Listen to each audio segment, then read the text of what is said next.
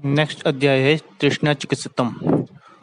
पूर्व अध्याय जो विसर्ग चिकित्सा था उसमें विसर्ग रोग के उपद्रव के रूप में तृष्णा की उत्पत्ति बताई गई है। अतः विसर्ग चिकित्सा के पश्चात तृष्णा चिकित्सा का वर्णन किया गया है। भगवान आत्रेय में इस अध्याय में 5 प्रकार के तृष्णा रोग व उसकी चिकित्सा का वर्णन किया है। नेक्स्ट है तृष्णा रोग के निदान व संप्राप्ति।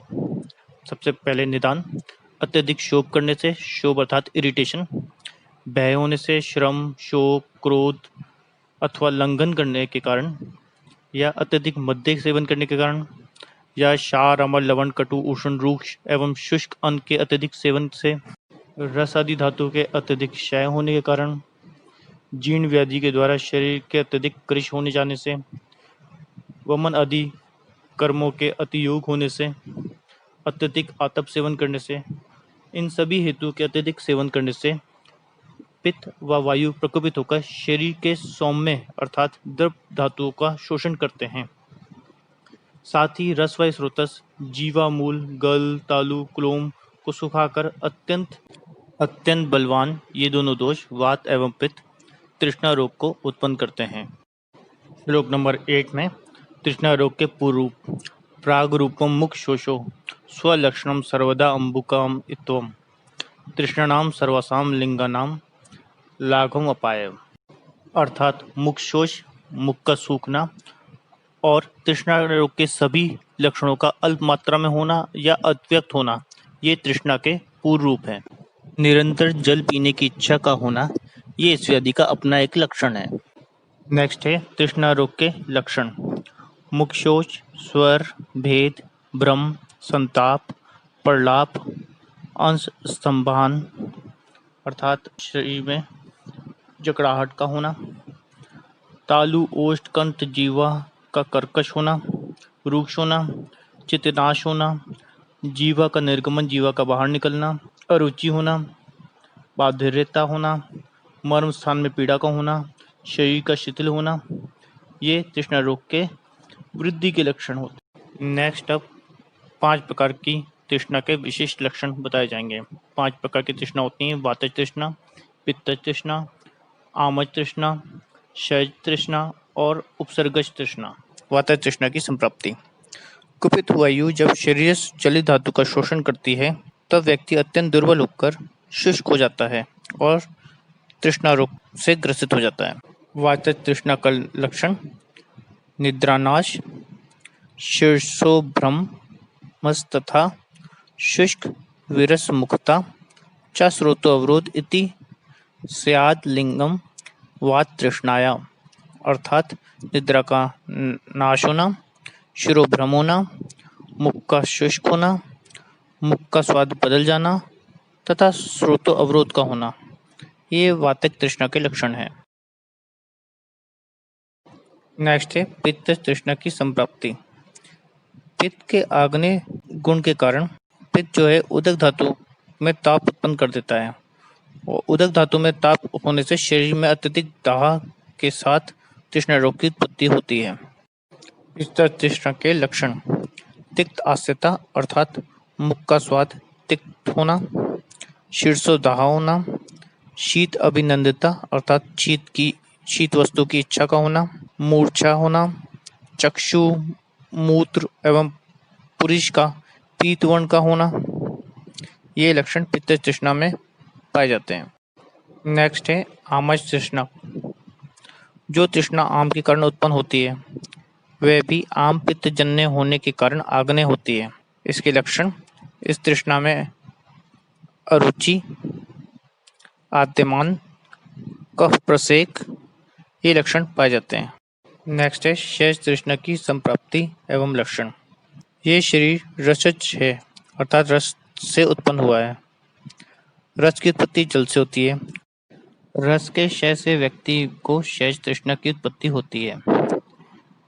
इसके लक्षण: दीन स्वर होना, रोगी का कांपना, सशुष्क हृदय गल तालु में शुष्कता उत्पन्न होना, ये क्षय तृष्णा के लक्षण है। नेक्स्ट है उपसर्गज तृष्णा। जो तृष्णा ज्वर, प्रमेय, क्षय, शोष, श्वास आदि व्याधियों के उपद्रव के रूप में जो उत्पन्न होती है उसे उपसर्गज तृष्णा कहते हैं। इससे रोगी का शरीर शुष्क हो जाता है एवं अत्यधिक कष्ट का अनुभव करता है। श्लोक नंबर 18 में असाध्य तृष्णा के लक्षण बताए हैं। जो व्यक्ति जीर्ण रोगों से अत्यधिक कृश हो गया हो, जिस तृष्णा के रोगी को निरंतर छर्दी का वेग उत्पन्न हो, भयंकर उपद्रव से युक्त जिसको तृष्णा का वेग हो, ऐसी स्थिति में तृष्णा रोग आतुर की मृत्यु का कारण बनता है। अग्नि और वायु के अभाव में तृष्णा की उत्पत्ति नहीं हो सकती, क्योंकि ये दोनों ही शरीरस्थ द्रव धातु का शोषण करते हैं, जिसके फलस्वरूप शरीर में जलीय अंश का क्षय हो जाता है और व्यक्ति को या आतुर को तृष्णा का वेग उत्पन्न होता है। इसके अतिरिक्त जो व्यक्ति गुरु पदार्थ, दुग्ध, स्नेह पदार्थों का अत्यधिक सेवन करता है और जब ये सभी अन्न आपस में मिश्रित होकर पाक को प्राप्त होते हैं तो स्रोतसों का मुख का आवरण हो जाता है और व्यक्ति को तृष्णा की उत्पत्ति होती है। इस तृष्णा को अंजा तृष्णा कहते हैं। इसमें भी अग्नि और वायु ही कारण होते हैं। इसी प्रकार जो व्यक्ति नित्य मद्य का सेवन करता है, उनके शरीर में मद्य के तीक्ष्ण, उष्ण और रुक्ष गुण की अधिकता से पित्त एवं वायु प्रकोपित हो जाता है और जिसके फलस्वरूप शरीरस्थ द्रवांश का शोषण हो जाता है, जिससे व्यक्ति को मद्यजा तृष्णा उत्पन्न होती है। जो व्यक्ति उष्णता से क्लांत हैं, उनको सहसा ही शीतल जल का सेवन नहीं करना चाहिए, क्योंकि उन पुरुषों की शारीरिक ऊष्मा शीत के कारण अवरुद्धित हो जाती है। वह ऊष्मा कोष्ठ में पहुंचकर तृष्णा रोग को उत्पन्न करती है। इसलिए उष्णता से क्लांत व्यक्ति को शीतल जल का सेवन सहसा ही नहीं करना चाहिए। तृष्णा रोग की सामान्य चिकित्सा। सभी प्रकार के तृष्णा रोग में वायु की वृद्धि, जलीय धातु का क्षय एवं पित्त की वृद्धि होती है। अतः अब इन्हीं हेतु का विचार करते हुए तृष्णा रोग की चिकित्सा बताई जाएगी। नेक्स्ट है इंद्र जल की उपयोगिता। तृष्णा रोग में आतुर के शरीर धातु का क्षय हो जाता है। रोगी का शरीर शुष्क हो जाता है, जिससे उसकी शीघ्र ही मृत्यु हो जाती है। ऐसी स्थिति में इंद्र जल में मधु मिलाकर आतुर को पिलाना अत्यंत महत्वपूर्ण होता है।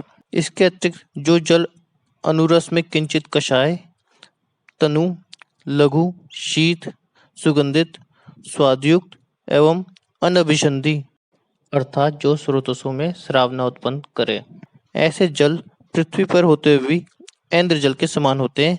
इनका सेवन भी तृष्णा रोगी को कराया जाता है। कुछ अन्य पेय पदार्थ जैसे षडंग परिभाषा से निर्मित तृण पंचमूल युक्त जल में चीनी मिलाकर अथवा धान के लावा के सत्तू में चीनी व मधु मिलाकर अथवा शीतल जल से द्रवमंत बनाकर तृष्णा रोग के लिए अत्यंत हितकर होता है। इसके अतिरिक्त तृष्णा रोगी में मर्ण का प्रयोग अथवा मांसरक का प्रयोग भी बताया गया है। श्लोक नंबर 31 में तृष्णा रोगी को शतोदकृत से अभ्यंग कराकर जल अवगाहन कराने का बारे में बताया गया है। उसके पश्चात उसे शीतल क्षीरपान कराना चाहिए। इसके अतिरिक्त मूंग, मसूर आदि के जूस को घी में छौंककर उसे पिलाना चाहिए अथवा भोजन के साथ खाने को देना चाहिए।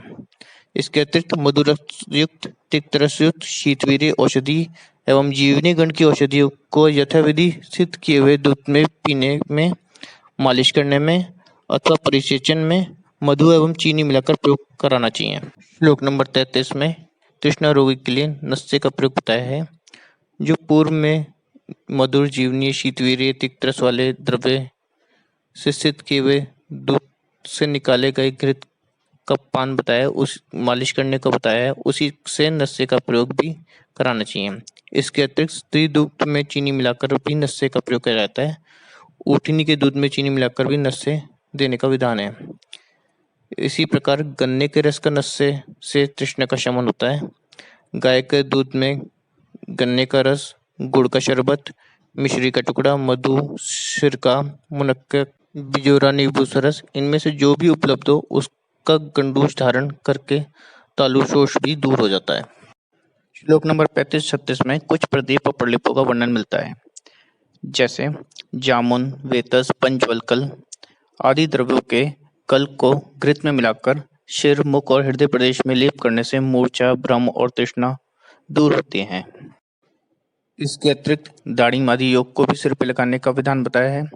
एक अन्य योग जैसे यव के सत्तू को जल में घोलकर लेप बना लें और उसमें अल्प मात्रा में घी घृत मिलाकर उसको सिर पर लगाना से तृष्णा का शमन होता है।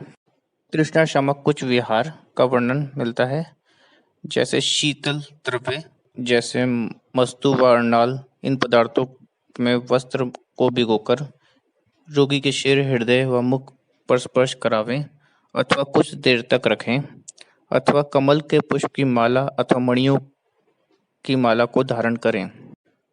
कुछ अन्य विहार जैसे हिमालय की गुफाएं, वन, नदियां, तालाब, कमल, शीतल वायु, चंद्रमा की शीतल किरणें अथवा अन्य सुंदर शीतल जल युक्त द्रव्यों का स्मरण या उनकी कथाओं का श्रवण तृष्णा शामक होता है।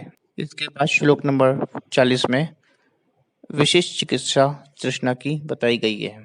सबसे पूर्व वातिक तृष्णा की चिकित्सा का वर्णन मिलता है। वातिक तृष्णा में मृदु, लघु, शीतल, वातनाशक अन्नपान का प्रयोग करना चाहिए। क्षय और कास नाशक सिद्ध दूध एवं घृत का प्रयोग करने से ऊर्ध्ववात एवं तृष्णा रोग प्रशमित हो जाते हैं। नेक्स्ट है पैतृक तृष्णा की चिकित्सा। पैतृक तृष्णा रोग में द्राक्षा, चंदन, खजूर, उशीर से सिद्ध जल को श्रित शीत करके उसमें मधु मिलाकर रोगी को पिलाना चाहिए। इसके अतिरिक्त कुछ अन्य योगों का वर्णन भी मिलता है जो पैतृक तृष्णा में लाभप्रद होते हैं। नेक्स्ट है आमच तृष्णा की चिकित्सा, जिसमें त्रिकटु, वच, बलातक एवं तिक द्रव्यों से साधित क्वाथ आमजन्य तृष्णा को दूर करते हैं। यदि तृष्णा के रोगी में स्तंभ, अरुचि, अविपाक, आलस्य एवं छर्दी के लक्षण मिलें तो उसमें कफ का अनुबंध जानना चाहिए। ऐसे रोगी को दधि, मधु, तर्पण, लवण एवं उष्ण जल पिलाकर वमन कराना हितकर होता है। नेक्स्ट है क्षय तृष्णा, जो एक भयंकर व्याधि है। इसकी चिकित्सा में क्षय कास के समान ही चिकित्सा करनी चाहिए। शतशीन एवं शोथ चिकित्सा में भी जिन औषधि का निर्देश दिया गया है उनका प्रयोग भी क्षय तृष्णा में कराया जा सकता है। नेक्स्ट है मद्य जनित तृष्णा की चिकित्सा।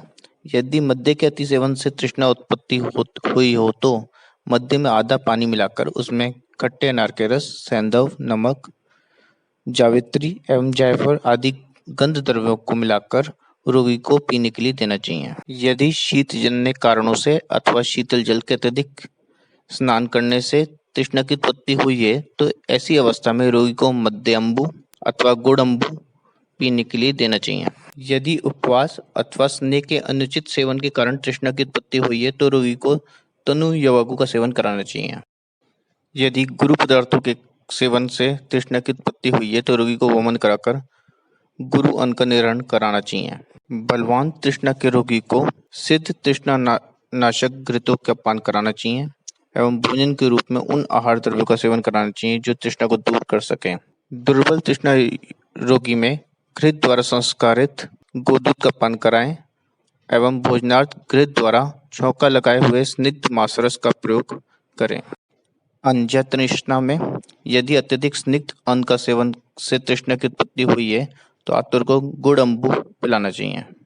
मूर्छा से आक्रांत रोगी को यदि तृष्णा उत्पन्न हुई है तो रक्तपित्त चिकित्सा में वर्णित उपक्रमों द्वारा दूर करना चाहिए, अर्थात रक्तपित्त में जो औषधियों का वर्णन मिलता है उसके द्वारा तृष्णा का शमन करना चाहिए। नेक्स्ट है शीतल जल की उपयोगिता। तृष्णा, दाह, मूर्छा, भ्रम, क्लम, मदात्य, रक्तस्राव, विषविकार आदि व्याधियों में पित्त की वृद्धि होती है। इसमें स्वाभाविक रूप से शीतल जल का प्रयोग करना ही हितकर होता है। सन्निपातिक रोगों में श्रित शीत जल विशेष रूप से हितकर होता है।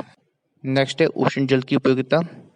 हिक्का, श्वास, नवज्वर, पीनस, स्नेहपान के बाद, पार्श्व एवं गले के रोग में, कफवात जनित विकारों में जिसमें दोष स्त्यान हो जैसे जमे हुए हो, तत्काल जिसका शोधन हुआ हो, ऐसे व्यक्तियों में उष्ण जल का पान कराना उपयोगी होता है। नेक्स्ट है जल किन किन व्याधियों में निषेध है। इनमें पांडु रोग, उदर रोग, पीनस, मेह, गुल्म रोग, अग्निमांदे, अतिसार एवं प्लिया रोग होते हैं जिनमें जल नहीं देना चाहिए। यदि व्यक्ति को जल पीने की इच्छा हो और वो रोक ना पा रहा हो तो उसे इच्छा अनुसार अल्प मात्रा में जल पीने के लिए देना चाहिए। इन व्याधियों से आक्रांत पुरुष यदि अत्यंत दीन हो, तृष्णा रोग से पीड़ित हो और उसे जल पीने की प्रबल इच्छा हो, ऐसी अवस्था में यदि रोगी को जल पीने को नहीं दिया जाए तो वह शीघ्र ही मृत्यु को प्राप्त होता है। अतः तृष्णा रोग में धान्य अम्बु में मधु एवं शर्करा मिलाकर आतुर को पिलाना चाहिए अथवा व्याधि एवं सात्म्य के अनुसार अन्य जल का प्रयोग भी कराना चाहिए। तृष्णा चिकित्सा की प्राथमिकता इस प्रकार है क्योंकि तृष्णा से निवृत्त हो जाने पर उससे उत्पन्न होने वाले उपद्रव की चिकित्सा सुखपूर्वक की जा सकती है। इसलिए अनेक रोगों के होते हुए भी तृष्णा रोग की चिकित्सा सबसे पहले करनी चाहिए।